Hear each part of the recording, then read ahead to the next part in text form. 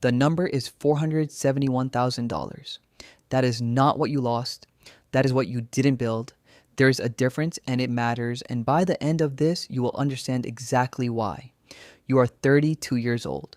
You have $4,200 in a savings account, $11,800 in a 401k. You opened 3 years ago when your manager mentioned it at onboarding, and you filled out the form mostly to stop the conversation. You have $6,400 in credit card debt across 2 cards. You have a car payment of $389 a month, 31 months remaining. You are not in crisis. You are functional. You go to work, you come home, you pay the minimums, the month ends and the next one begins. This is not a story about what you did wrong. It is a story about what the calendar did while you were doing everything else. The calendar does not wait. It does not negotiate. It does not care that you were figuring things out, that the rent was high, that nobody explained compound interest in a way that felt relevant to your actual life at 23. The calendar moved anyway. And the calendar is the only variable in this equation that cannot be recovered. Everything else can be recovered. Income can increase, debt can be paid, habits can change, expenses can be restructured. The years cannot be returned.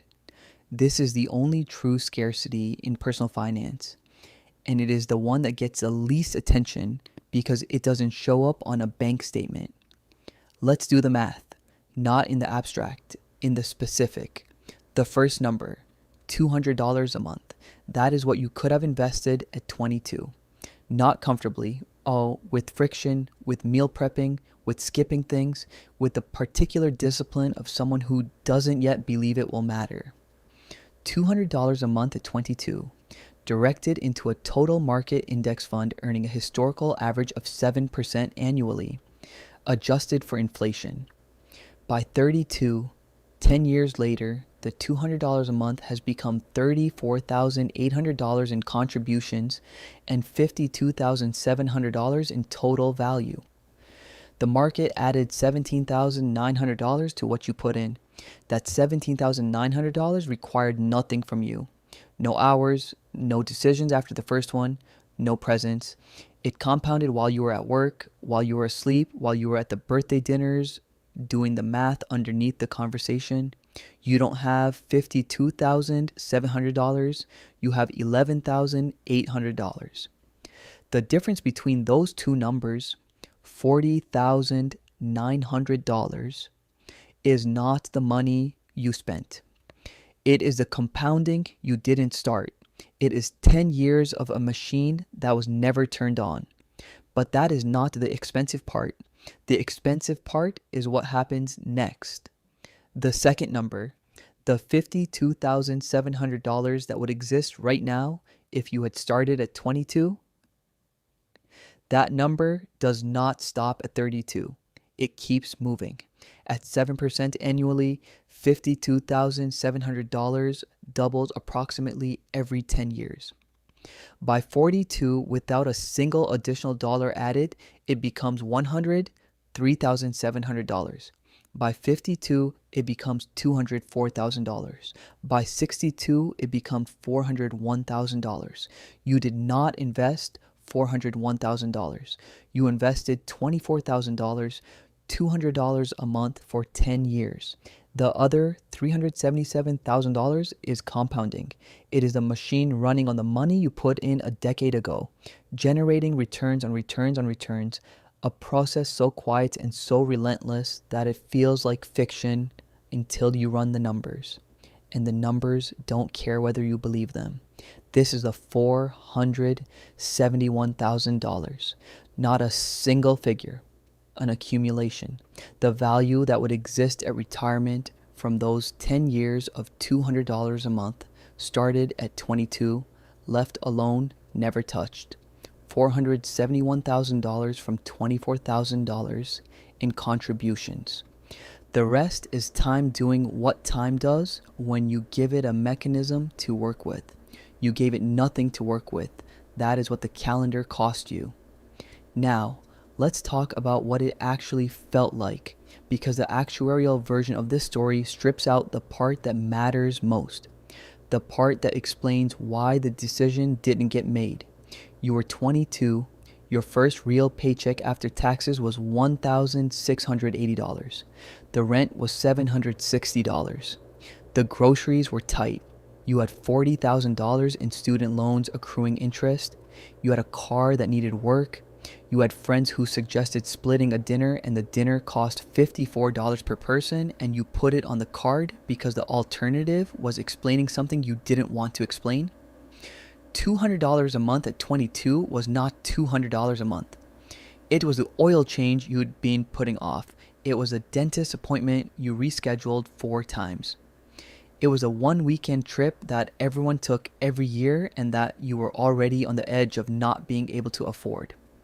$200 a month was a number that fit on paper and did not fit in the life. This is not an excuse, it is context. Because the math doesn't change based on whether the context was hard. The calendar moved through the hard context exactly as fast as it would have moved through an easy one. The years cost the same regardless of what was in them. But understanding why the decision didn't get made is not the same as accepting that the decision cannot get made now.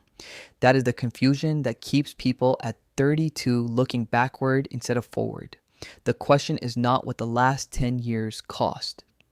The question is what the next 10 years are worth. The third number. You are 32. You start today. $400 a month.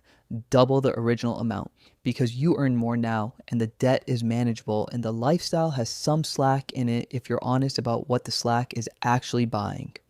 $400 a month at 7% annually starting at 32. By 42, you have contributed $48,000 and the account holds approximately $69,400. By 52, the account holds $196,000. By 62, the account holds $410,000. You are $61,000 behind where you would have been if you had started at 22 with half the monthly contribution. The gap is real. It is not recoverable, not fully, but $410,000 is not a failed retirement. $410,000 is a real number. It is a life with options. It is not the number that would have existed if the machine had started 10 years earlier, but it is the number that exists if the machine starts now. The calendar took 10 years. It will not give them back. But it is still running, and it takes whoever shows up today with exactly the same mechanical indifference it would have taken whoever showed up at 22. The fourth number. This one is harder to look at. Lifestyle inflation. Between 22 and 32, your income grew from $1,680 a month after tax to $3,900 a month after tax. That is $2,220 more per month than you had at 22. You did not save $2,220 more per month. You spent most of it, not carelessly, on a better apartment, on a car that runs reliably, on the dinners that no longer require the calculation, on the version of life that $3,900 a month makes available compared to $1,680. These are not wrong decisions. A better apartment is a real thing. Reliability in transportation is a real thing. The dinners where you don't have to calculate are a real thing. But somewhere in the gap between $1,680 and $3,900 is a version of those years where $300 or $400 a month got redirected into a mechanism instead of into the lifestyle expansion. Not all of it, not even most of it, just some of it, consistently. That version of those years, compounded forward to 62, is a difference between $410,000 and $471,000. It is also the difference between $410,000 and something larger still. Because the $400 a month scenario assumes you start at 32 and never increase the contribution, which nobody does. Every raise is an opportunity. Every paid off debt is freed cash flow. The person who starts at 32 and increases contributions by $50 every time their income grows by $3,000 arrives at 62 with considerably more than the static model suggests. The math bends in your direction when you stop treating the contribution as fixed and start treating it as a floor. The fifth number, debt service. You are currently paying $389 a month on a car loan and $190 a month in credit card minimums. That is $579 a month leaving your account to service things you already consumed. The car is useful. The credit card debt is not an asset in any form. The $190 a month in minimum payments is generating approximately $22 a month in principal reduction. The rest is interest.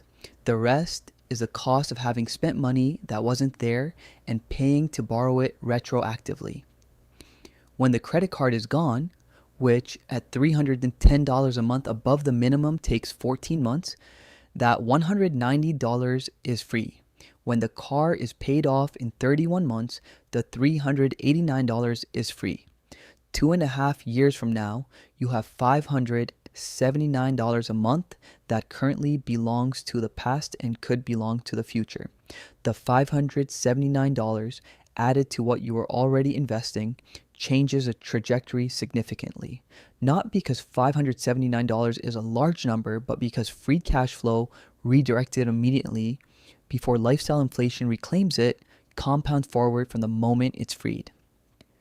This is the window, not the crisis, not the regret, the window. The debt clears, the cash flow frees. The decision gets made before the lifestyle expands to absorb it. That is the only lever available at 32 that doesn't require income you don't have or returns you cannot control. The sixth number. Social Security full retirement age is 67 for anyone born after 1960. You are 32. That is 35 years. 35 years of compounding is not the same as 30 years, not the same as 25. Each additional year at the end of the compound curve is worth more than any year at the beginning. The last 5 years of a 35-year compound period at 7% contribute more to the final number than the first 15 combined. This is the part of the math that is genuinely difficult to feel in your body because it operates at a time scale that doesn't fit inside a human intuition built for seasons and years, not decades. You cannot feel 35 years the way you can feel a month, but the math feels it regardless of whether you do. The math runs whether you're watching or not.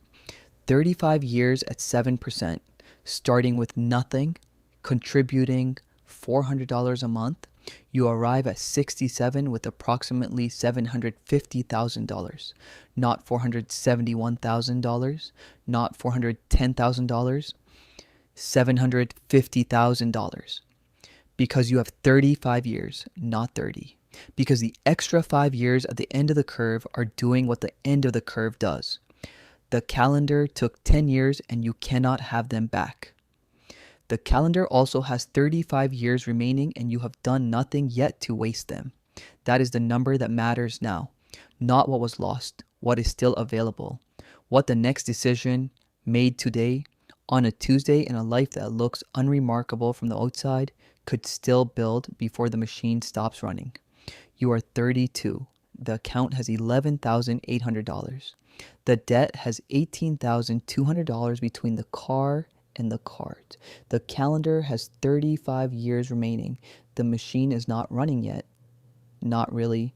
Not with the consistency and the contribution size and the direction that makes the math work, but it could be by Thursday, not comfortably, with friction, with adjustments, with the particular discipline of someone who has now run the numbers honestly and cannot unknow what the numbers say. The same friction that existed at 22, the same resistance, the same feeling that $400 a month is too much to redirect and not enough to matter. It mattered at 22. It still matters at 32. It will matter more at 42 if it still hasn't started. The calendar does not wait. It is not waiting now. It will not wait while you think about this. It moved while you read these sentences. It will move tonight and tomorrow and through every month between now and 67 with complete mechanical indifference to whether the machine is running or not. The only question is whether the machine runs with you in it or without you. You know what the number is now. You know what the years cost and what the years remaining are still worth. You know that the decision is not about how you feel about it or whether it seems like enough or whether the context is easier than it was at 22. The context doesn't matter to the calendar. The decision is the only thing that ever did.